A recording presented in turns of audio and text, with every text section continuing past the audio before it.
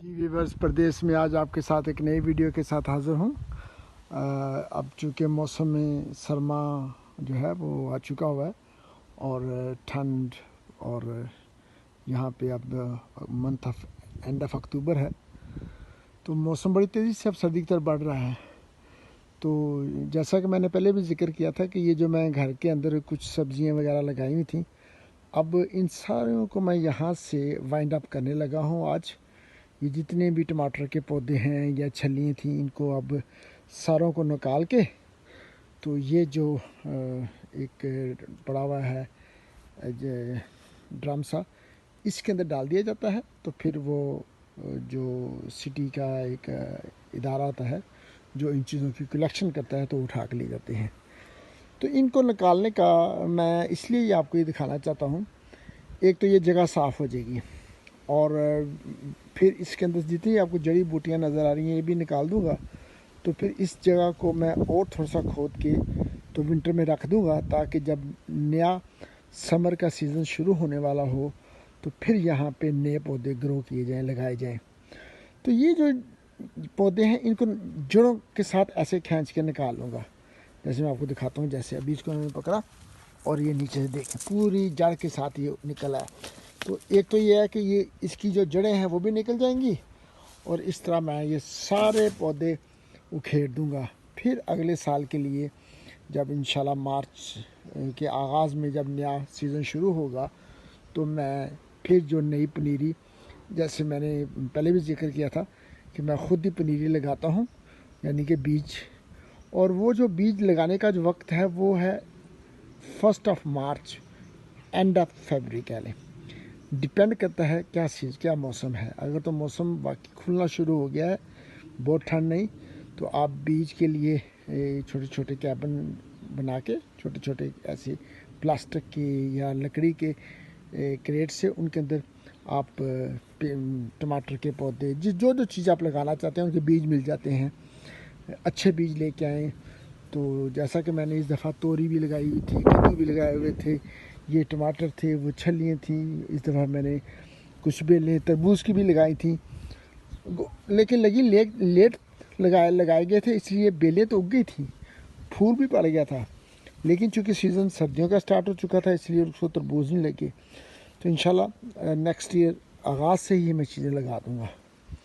इसी तरह मिर्चों की पनीरी और छोटी छोटी जितनी भी सब्ज़ियाँ हैं, तो वो फरवरी के आखिर पे और या मार्च के आगाज़ में मौसम को देखते हुए वो बीज लगा दिए जाते हैं। 2 वीक के बाद वो बीज जो है वो पनीरी की शक्ल में उग जाते हैं। तो फिर पनीरी जो है वो इन जगहों पे लगा दूंगा। आज मैं ये वाइंड अप करने लगा हूँ। मैंने कहा ये भी आपको दिखा दूँ। शुरू की वीडियो भी बनाई थी जब मैंने लगाए थे पौधे। आज मैं इन पौधों को उखेड़ने लगा हूँ। मैंने कहा ये भी आपके साथ शेयर कर दूँ ताकि आपको भी अंदाज़ा हो, और वो वीवर जिन्होंने घर में ऐसी सब्जियां लगाई हुई हैं वो इसी तरह ना छोड़ दें, बल्कि उसको प्रॉपर वो पुराने पौधों को यहाँ से उखेड़ के उनको बिन करें, ताकि ज़मीन के अंदर पुरानी चीज़ों की जड़ें ना हो। और जब आप दोबारा नए साल के लिए जगह तैयार करें, तो फिर ये जड़ें अगर उसके अंदर मौजूद होंगी, फिर ये भी उग जाएंगी, फिर नए पौधे भी, तो फिर वो ज़मीन इतना अच्छा फल नहीं लाती, नहीं इतनी सब्जियाँ नहीं उगती जो जो चीज़ लगाना चाहते हैं। अभी निकाल दूंगा तो फिर इंशाल्लाह एक तो जगह सेफ़ हो जाएगी, चीज़ें निकल जाएंगी। सर्दियों में उगता कुछ नहीं है, छोटी मोटी झाड़ियाँ उग जाती हैं जो जंगली झाड़ियाँ होती हैं, लेकिन वो मैं साथ साथ निकालता रहता हूँ। अभी देख रहे हो कि नीचे काफ़ी उगी हुई है, ये भी इंशाल्लाह आज साफ़ कर दूँगा। तो जो उम्मीद है व्यूवर्स को ये जो विंटर की वीडियो है ये पसंद आएगी, और आप भी इस तरह घरों में काम किया करें। आप भी इस तरह अगर आपने लगाई हुई हैं तो आप भी इस वीडियो को फॉलो करते हुए अपनी जो इस तरह के गैर ज़रूरी पौधे हैं उनको निकाल दें। अगर आपके पास कोई प्लास्टिक हो, बड़ा प्लास्टिक, या बाज़ार से मिल जाती हैं प्लास्टिक शीट्स, तो वो लगा के सारी चीज़ें साफ़ करने के बाद, जड़ी बूटियाँ निकालने के बाद वो बिछा दें, और बिछाने के बाद उसके ऊपर पत्थर रख दें या कोई ऐसी चीज़ें रख दें हवा से उड़े ना। तो उससे भी आपकी ज़मीन के अंदर कोई गैर ज़रूरी जड़ी बूटियाँ नहीं उगेंगी। मैं भी ऐसा ही करूँगा। अभी तो मैं सफाई करने लगा हूँ, तो उसके बाद इसको मैं फिर प्लास्टिक डाल के तो इसको मैं अच्छी तरह ढक दूँगा, ताकि साल के आगाज़ में डबल मेहनत ना करनी पड़े। जी व्यूअर्स, जैसा कि मैं आपको से जिक्र कर रहा था कि ये देखिए इस तरह वो खेड़ लें ताकि अच्छी तरह जड़ें जो है वो निकल जाए, मिट्टी झाड़ लें और कोशिश करें कि ज़्यादा जो पौधे हैं वही उस बिन के अंदर फेंकें। बाकी ये जो टमाटर वगैरह आपको दिखाई दे रहे हैं नीचे कुछ लगे भी हैं, क्योंकि अब सीज़न चला गया, काफ़ी टमाटर दिए हैं और ये कुछ ज़्यादा वो अब इतने अच्छे भी नहीं है, रेड भी नहीं हुए, तो मैं सारे फेंक रहा हूँ। तो व्यूवर, आप भी अगर इस तरह घरों की चीज़ें लगाई हुई हैं तो आप भी अच्छी तरह वो खेड़ के, जड़ों के साथ वो खेड़ के नीचे, चूंकि ये जो मिट्टी पड़ी हुई है ये बड़ी खाद वाली मिट्टी है मैंने तैयार की हुई है, इस मिट्टी को अब ज़ाया नहीं करना इसके अंदर। ठीक है, ये टमाटर वगैरह आप इसी के अंदर जब खोदने लगे तो मिक्स कर दें, ये भी बाद में अच्छी खाद बन जाती है, जो वीट जो कह सकते हैं, या जो उनको पौधों को जिस ताकत की ज़रूरत है वो तैयार हो जाती है। तो इस तरह यहाँ पे ये सहूलत मौजूद है कि यहाँ के जो सिटी का एरिया है वो एक डिपार्टमेंट में, जैसे मैंने जिक्र किया है कि वो सारी जो हमने काटे होते हैं दरख्त वगैरह या पौधे वगैरह तो वो उठा के ले जाते हैं। इसी तरह ये छलियाँ थी, ये भी अब सारी अब जड़ों के साथ वो खेल लूँगा, तो फिर ज़मीन तैयार करके जो बड़े पौधे हैं, जो चेरी का पौधा है, मैंने लुगाट का पौधा लगाया है, उन पौधों को बस ट्रिमिंग कर दें और उनके साथ नीचे से ज़मीन से छोटी मोटी जड़ी जो है वो निकाल दें।